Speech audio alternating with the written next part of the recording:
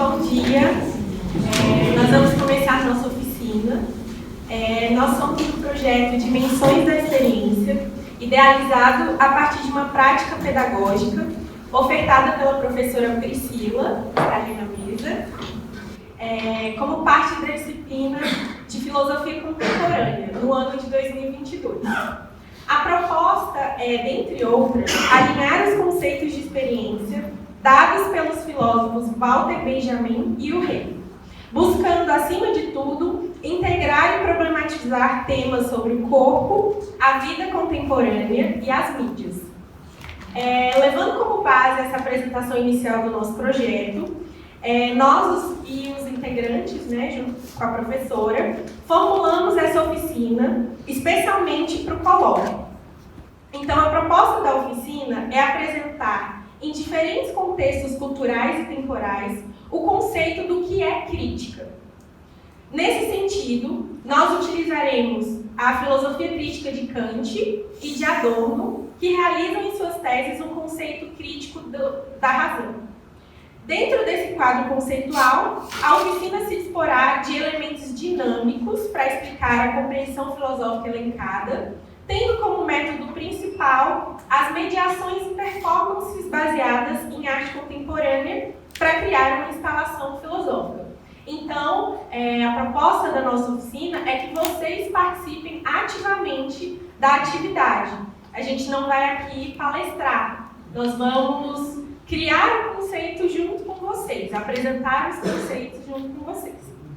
Em primeira etapa, os participantes da oficina irão assistir um vídeo, que é esse vídeo que estava passando aqui agora, com sonoplastia criada pelos integrantes do projeto, foi criada pelo estudante da ARAN, a sonoplastia e o vídeo também, que denota a tese do Walter Benjamin quando ele aborda em seu texto de Baudelaire e a modernidade, sob a ótica de que a vida contemporânea, com o excesso de informações, leva o ser ao esgotamento crítico. Em última análise, a falta de aprofundamento e embasamento teórico-crítico. Então, a gente colocou aqui imagens do que a gente assiste no dia a dia, redes sociais, o WhatsApp o tempo todo, você liga a TV, tá passando um monte de coisa, e aí você assiste uma reportagem de fulano matou não sei quem. E logo depois, assista ao jogo de futebol. E aí você não se atém a nenhuma das informações que estão sendo transmitidas. Então é essa a ideia do nosso vídeo. Na segunda etapa, os espectadores serão divididos em 3 grupos e receberão materiais com textos do Kant e do Adorno acerca do que os autores abordam como crítica, sendo solicitado que cada grupo, em conjunto entre os integrantes, utilizem os materiais entregues para criar colagens ou demais propostas artísticas que traduzam o que eles entendem como crítica. Aqui, gente, a gente especifica que não é para ninguém aqui, o público, saber o texto de Kant, já ter lido anteriormente, não. É justamente para vocês criarem a partir desse contexto, mesmo sem ter tido algum contato anterior com os textos. Frisamos que a proposta da oficina é, a partir de atividades conceituais práticas, trabalhar os conceitos filosóficos, tendo como premissa a exposição imersiva. Por fim, os integrantes do projeto debaterão os resultados das propostas artísticas elaboradas pelos participantes e criando linhas de compreensão da atividade, trabalhando as diferentes interpretações advindas de cada grupo. Então, nós vamos começar a nossa oficina com essa explanação inicial, para vocês saberem mais ou menos o contexto. Obrigada.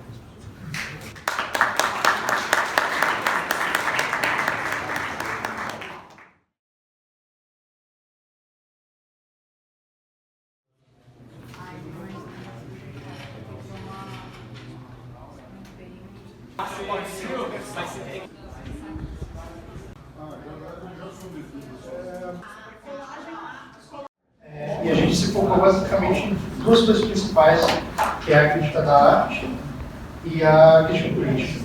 Na crítica da arte, a gente tentou abordar uns temas do gênero, do natural. A gente resolveu pôr os robozinhos aqui para pensar se, por exemplo, arte de IA tem alguma qualidade, se pode ser criticada, se pode ter beleza nisso. Que mais que a gente pode dizer? As citações aqui do Kant justamente sobre isso.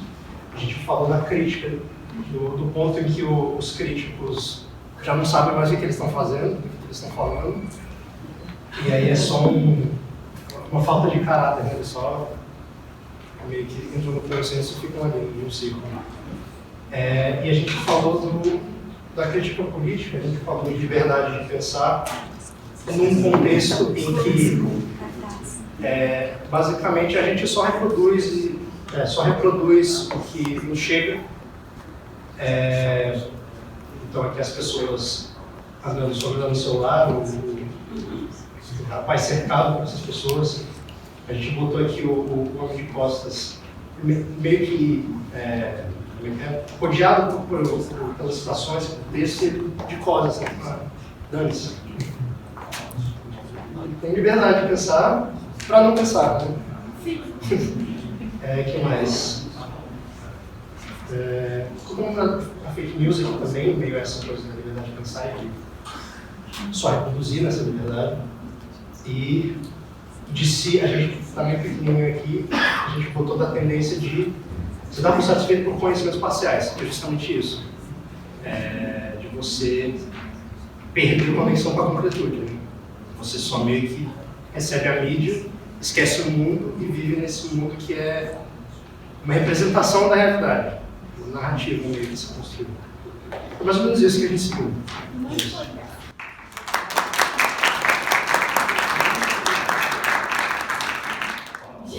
Gente, essa daqui é uma obra de arte moderna. Se chama Artista do Século XXII. Ela está à venda por apenas 80 euros. 80 euros pode ser sua, essa arte moderna. Eu quero. Vendido, acabou. Não tem como botar a casa, inclusive. Aqui a gente representou como é que a arte está nos dias de hoje, né? Porque a gente teve várias mudanças, né, nesse paradigma de como funciona a arte. Aqui a gente tem a Mônica cracuda, o prompt dela, eu quero uma arte desse jeito. E ela é uma nova artista do século XXII, ou seja, a popularização da arte através da inteligência artificial. Se vocês acham o contrário, vocês estão errados. É isso, é isso.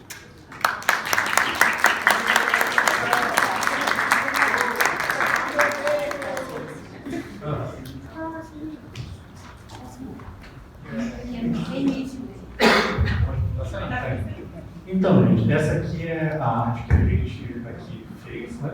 A gente tentou capturar o estado mais profundo da produção artística, que é a reorganização de elementos e imagens, conceitos que a gente vê no nosso dia a dia. Por isso que a gente colocou um monte de colagem nada a ver aí, umas coisas tem que até uma afirmação, né, que eu considero que é absolutamente verdadeira, né, que Deleuze e Guattari eram namorados. E é isso, né? São coisas que a gente pensa, que a gente vê no dia a dia e que a gente reorganiza em formato artístico. Formato fanfic. Isso.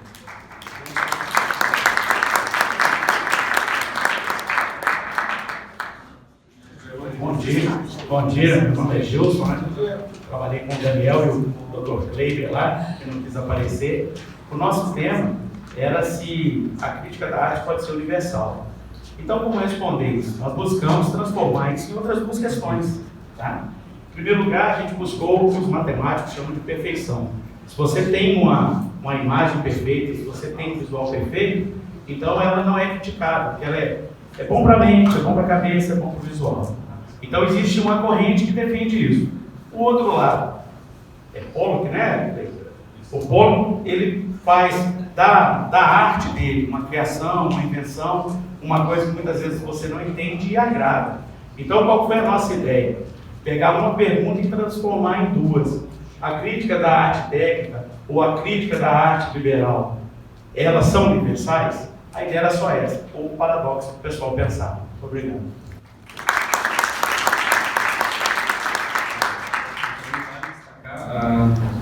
A distinção entre universalidade e pluriversidade. Que a gente fez também proporcional para que tenha acesso até lá atrás. Então, fica esse destaque, além da universalidade, a pluriversidade. Deu para ouvir?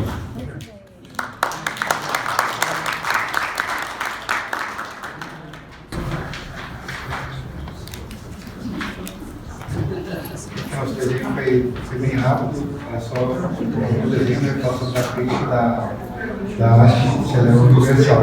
Ou seja, ele quer mostrar a música que pode ser universal, ela pode ser a partir de sons, né? Mas ele pode ser se tornar uma música e ser uma arte que se tornar universal. Principalmente por essa reflexão, né? Ser algo natural, populista, né? Algo popular, que é um todo, e particular ao mesmo tempo. O gosto de cada um seria se tornar abstrato, ao mesmo tempo vai se tornar universal. Então a música seria uma das figurações disso. Depois alguém parece jogar um videogame no espelho, mostrando essa interação com as linguagens, né? Ao mesmo tempo essa coisa de reflexividade da televisão, por exemplo, né? Ou seja, que é uma figuração daquele que é populista, né? Que é popular, que é um todo universal, que vai se tornar particular, que alguém virou jogar no videogame. Alguém gosta de uma espécie de arte de jogo, né? Mas que todos também gostam, e isso vai se tornar uma arte universal, uma arte universal. E ao mesmo tempo alguém fez alguns rabiscos que não seria, por exemplo, pode ser contornado, né?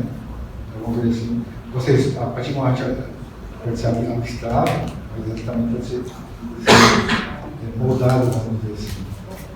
Então, acredito que tudo isso é uma arte abstrata, uma arte sentido mais particular, né, mas metodológico, né, a partir de gostos, ou de poder moldar isso, vai se tornar uma arte universal. Então, pensar muito nisso.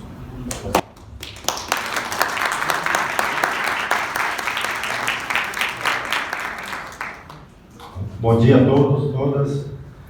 Sou representante do primeiro representante do grupo Massa Crítica. Não sei se a gente precisa de algum nome. Então, a gente tomou aqui a ideia da pergunta provocadora, se a crítica científica objetiva, e pensamos então trazer uma reflexão a partir de imagens, né? Não creio que todos tiveram a oportunidade de ver as mesmas imagens, né? Que a primeira imagem é a relação que a crítica tem no combate à ignorância, né? Quando vemos uma pessoa tentando se informar, né? Meio de uma massa de ignorantes, que pode nos levar ao seguinte cenário, né? Que hoje, né, parece que a máquina se informa para que continuemos ignorantes, né? Então, é esse tipo de reflexão, né, que nos leva à ideia de que a crítica precisa ser um pensar por si mesmo, né? Não tem como essa tarefa ser delegada, né? Depende da atitude de cada um. Então, essa é a primeira ideia que vai levar o próximo quadro.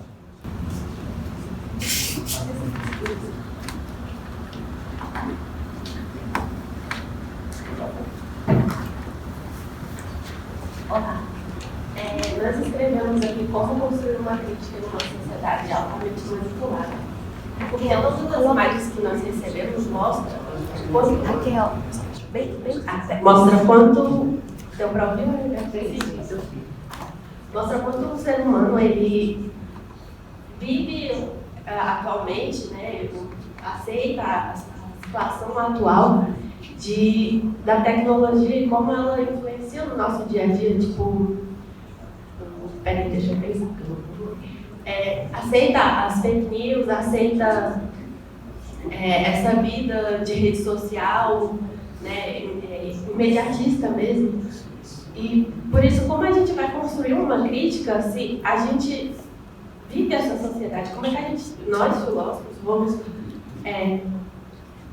botar em prática para fazer uma mudança, né, no pensamento crítico? Porque a gente vive isso, né, uma sociedade que aceita e a gente não sabe o que fazer para voltar à nossa essência de construir um pensamento crítico.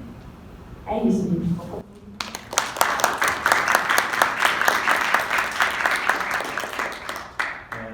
Tá bom? Então, o nosso grupo falou de muitas coisas, e uma das principais foi o ChatGPT, IA, por aí, que é uma coisa que veio ao nosso mundo com ajuda, para ajudar a gente em muitas questões, sabe? Você faz perguntas, você recebe. A gente tem muitas respostas, assim, rápido e em um momento instantâneo, assim. A gente já tinha isso antigamente com a internet, por aí. Só que agora o ChatGPT ficou bem mais didático, vamos dizer assim, sabe?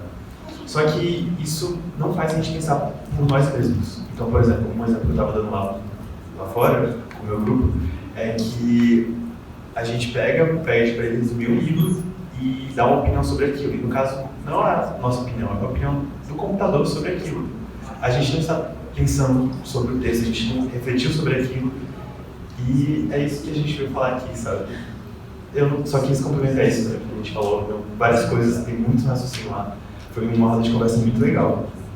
Mas é basicamente isso. Muito obrigado.